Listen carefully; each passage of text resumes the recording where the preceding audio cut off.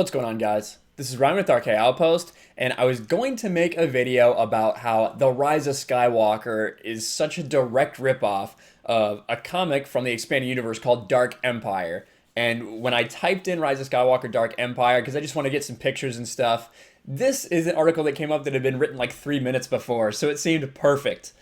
Star Wars, The Rise of Skywalker's biggest ideas happened first in a 90s Star Wars comic, and it should come as no surprise with what we've seen from JJ Abrams. There's a reason that, his company's nicknamed Bad Reboot, because that's all he does is steal ideas. Who's to know exactly who was behind the creation of this story? Was it completely him? Was it Chris Terrio? Was it the Lucasfilm story group who seems to be sitting on their hands while, canon is just consistently contradicted day to day at Lucasfilm? It seems like they don't even care about that kind of thing anymore. But so I wanted to go through this and show you guys exactly why. In the lead up to Rise of Skywalker, I was saying this looks like Dark Empire. This looks like Dark Empire. And sure enough, the movie we got was heavily inspired by Dark Empire. And Dark Empire was a controversial comic when it came out. A lot of people don't like it. A lot of people still don't like it in the expanded universe. I would say it's one of the most hated expanded universe stories, and that's what they decide to use. But anyway, Star Wars The Rise of Skywalker opened in theaters this week, bringing Skywalker Saga to an end. It caps off the Disney Star Wars sequel, blah, blah, blah, blah, blah. The film bears a striking resemblance to Star Wars Dark Empire by Tom Veitch and Cam Kennedy. Cam, not Kathleen. Spoilers below. So there will be some spoilers for Dark Empire and Rise of Skywalker in this, just so you know. Fair warning. Dark Horse Comics, which is way better than all the Marvel stuff produced, in my opinion, for Star Wars, published Dark Empire in 1992. Veitch and Kennedy had first pitched to Marvel Comics in hope of reviving the publisher Star Wars Comics line. Some stuff about Marvel, but Veitch and Kennedy maintained the rights and pitched it to Dark Horse.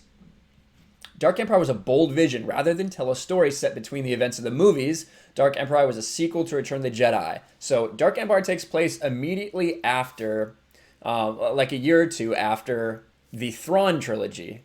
Maybe 3 years after the Thrawn trilogy.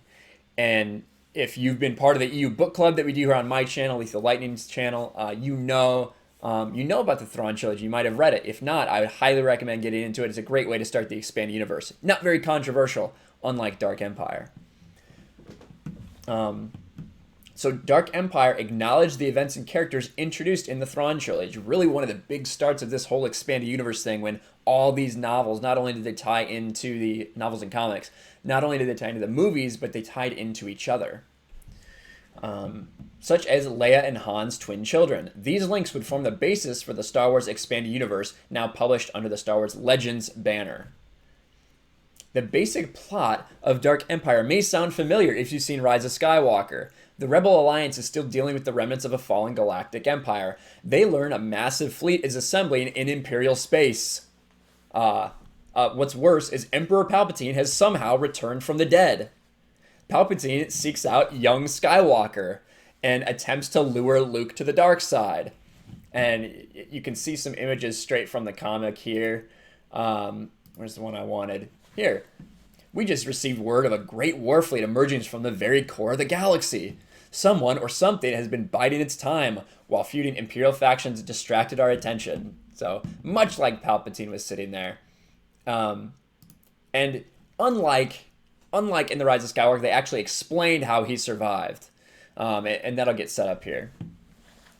Palpatine seeks out young Skywalker and lures Luke to the dark side. And Luke actually attempts to pretend to fall into this way, the dark side, so he can assassinate Palpatine, and basically takes one step too far. It's interesting. It's why it's very highly controversial.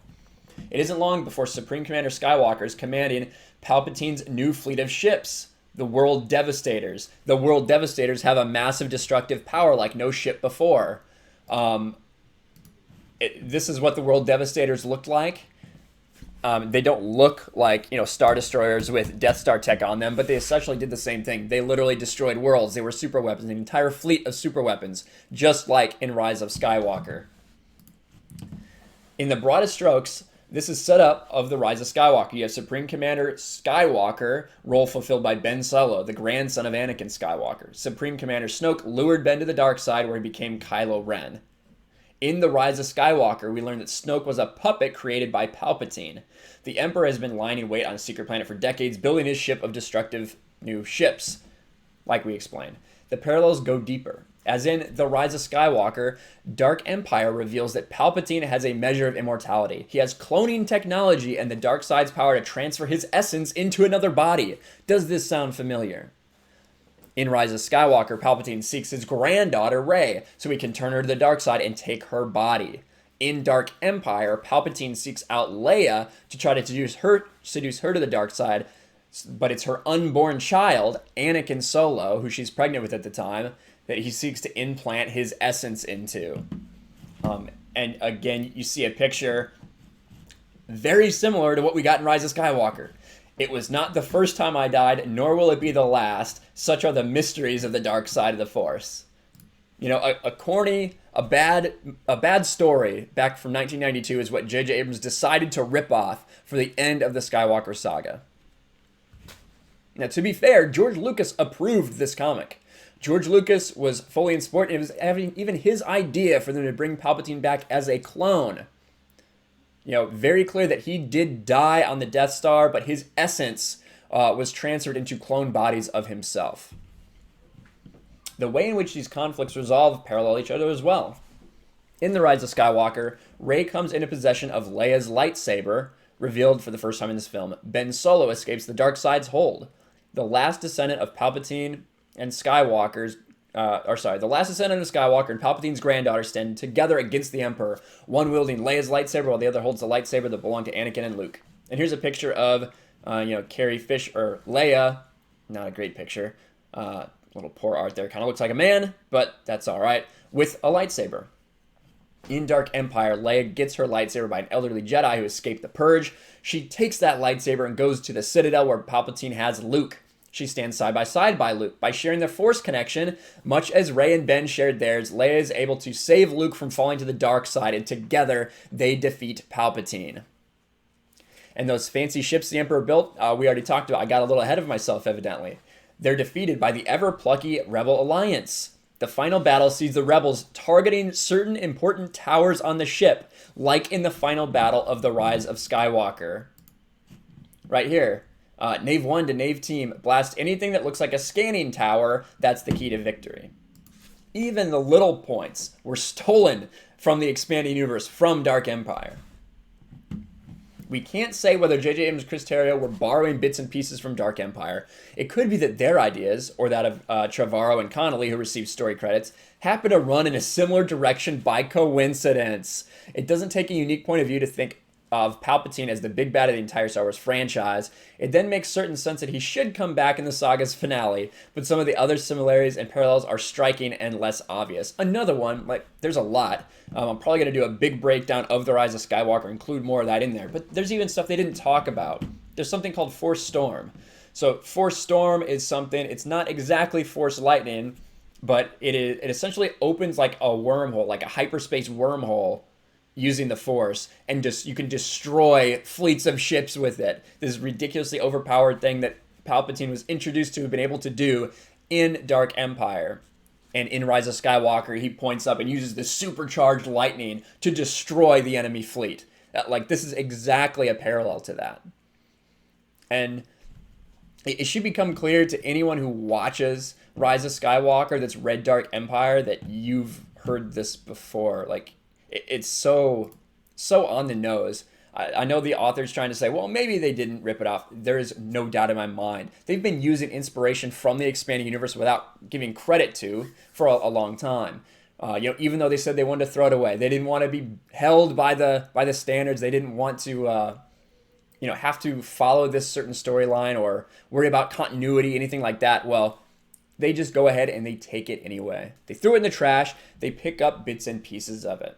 And it's sad. So we'll see if more comes out. If anyone can tell us how exactly they were inspired by this, I'm sure that they're not going to be honest about it. I doubt that the Lucasfilm story group's going to be honest about it, or whether they had a part in it. I feel like they kind of just sit in a room and maybe play cards all day.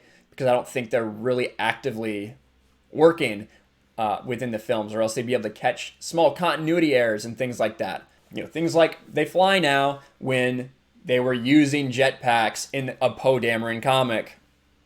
You know, little things like that that are by themselves not huge issues, but they stack up. And so much of the Star Wars canon has been ignored and destroyed by these movies. And it's really sad that so little is actually canon after they got rid of the EU, but they still couldn't even keep themselves within that. From movie to movie, they contradict themselves, but that is Disney Star Wars. But what do you guys think? If you read Dark Empire, when you saw this movie, did you think, wow, that's where they got that idea from? That was clear in my mind from the trailers all the way through. And it rang true. It was even more so when I saw the movie. Let me know what you think in the comments below. Make sure you subscribe, smash the like button, ring the bell for notifications, share this video out there. Let everybody know that this story is a bad ripoff of a bad comic from the expanded universe, a highly divisive comic. Let me know your thoughts. I'll talk to you guys later. Thanks for watching, everyone, and a huge shout out to my patrons. I appreciate you guys so much. Want to follow me on Twitter or Instagram? Check out the description below. You'll find links to my P.O. box and my Patreon as well. And I'll talk to you guys later.